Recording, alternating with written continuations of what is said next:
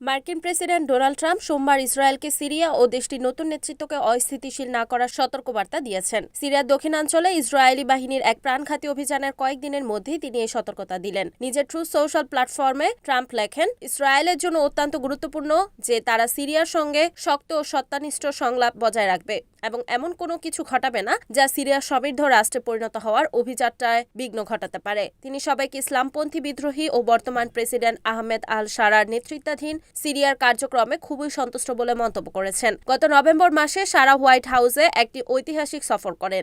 এক বছর আগে সারার নেতৃত্বাধীন ইসলামপন্থী জোট দীর্ঘদিনের শাসক বাশার আল আসাদকে ক্ষমতা থেকে উৎখাত করার পর থেকে ট্রাম্প ইসরায়েল ও সিরিয়ার মধ্যে একটি নিরাপত্তা চুক্তির জন্য উদ্যোগ চালিয়ে আসছেন। তবে সিরিয়া ইসরায়েলের শত শত হামলার কারণে দুই দেশের মধ্যে উত্তেজনা বেড়েছে। এ পর্যন্ত সবচেয়ে প্রাণঘাতী অভিযানে শুক্রবার সিরিয়ার দক্ষিণাঞ্চলে ইসরায়েলি বাহিনীর অভিযানে 13 জন নিহত হয়। ইসরায়েল জানায় তারা একটি ইসলামপন্থী গোষ্ঠীকে লক্ষ্য করে এই অভিযান চালিয়েছিল। ট্রাম্প বলেন, সারা ভালো কিছু নিশ্চিত করতে নিষ্ঠার সঙ্গে কাজ করছেন এবং যাতে সিরিয়া ও ইসরায়েল দীর্ঘদিনের জন্য সমৃদ্ধ সম্পর্কে গড়ে তুলতে পারে সে লক্ষ্যে তার প্রচেষ্টা চলছে। তিনি আরো বলেন, যুদ্ধবিধ্বস্ত দেশটিকে পুনর্গঠনের লক্ষ্যে সিরিয়া সরকার যেন নির্ধারিত কাজ চালিয়ে যেতে পারে সেজন্য যুক্তরাষ্ট্র নিজেদের ক্ষমতার মধ্যে সবকিছু করছে। ট্রাম্প আরো যোগ করেন, অক্টোবরে গাজায় হওয়া ভঙ্গুর যুদ্ধবিরতির পর মধ্যপ্রাচ্যে বৃহত্তর শান্তি প্রতিষ্ঠার যে প্রচেষ্টা তিনি চালাচ্ছেন তার ক্ষেত্রে সিরিয়া ও ইসরায়েলের মধ্যে ভালো সম্পর্ক বড় ভূমিকা রাখতে পারে।